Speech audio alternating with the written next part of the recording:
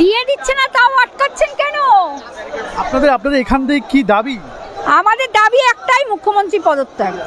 কি জন্য মুখ্যমন্ত্রী পদত্যাগ? দাবি এক, হ্যাঁ, মুখ্যমন্ত্রী পদত্যাগটা কি জন্য চাইছেন আপনারা? কেন চাইবো না? সারা রাজ্যে বিশৃঙ্খলা, আইনের অবনতি, মা বোনেদের উপর গণধর্ষণ সবকিছুই চলছে একইভাবে। ওনার কোনো সুরাহা নেই, কিচ্ছু করছে মুখ্যমন্ত্রী না। পদত্যাগ হলে তো মুখ্যমন্ত্রী পদে কাউকে থাকতে হবে, তাহলে সেখানে কে থাকবে?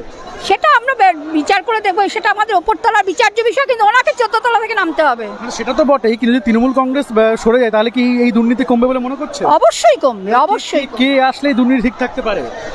আমাদের এখন সেন্টারে যে দল আছে, মোদিজির দল, উনি আসবেন। অর্থাৎ ভারতীয় জনতা পার্টি বলছেন।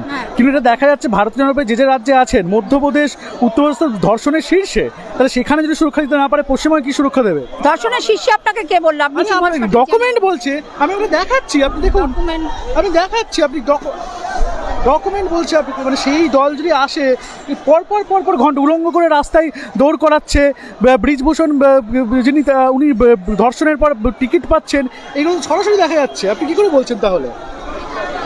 বলুন, সরাসরি দেখা যাচ্ছে, এই দেখুন। তাহলে এত লোক রাস্তা নেমেছে কেন? না, আমি আপনাকে জিজ্ঞেস করছি, আপনি সরাসরি দেখা যাচ্ছে, তাহলে আপনি যদি বিজেপি আসে আপনি বলছেন সুরক্ষা ফিরবে, কিন্তু কি করে সম্ভব? সরাসরি দেখা যাচ্ছে এখানে।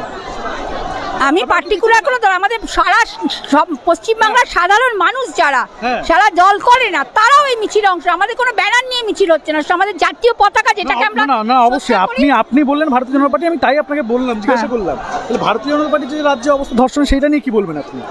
তো সেখানে বিশৃঙ্খলা হবে, এরকমই হবে। আবার যে পার্টি যাবে সে পার্টি তার সুরাহা করবে। তাহলে সমাধানটা কি? মানে একটা সমাধান, সুরক্ষাটা তো একটা ইম্পর্টেন্ট। এখন একটাই, ঘরে ঘরে মা বোনেদের খুন্তি হাতা নিয়ে বসে থাকলে চলবে না, রাস্তায় নামো। এই যে চটিচাটা পুলিশ আছে, এদেরকে তোমরা হটাও এখান থেকে, মমতাকে হটাও, আর কোনো সময়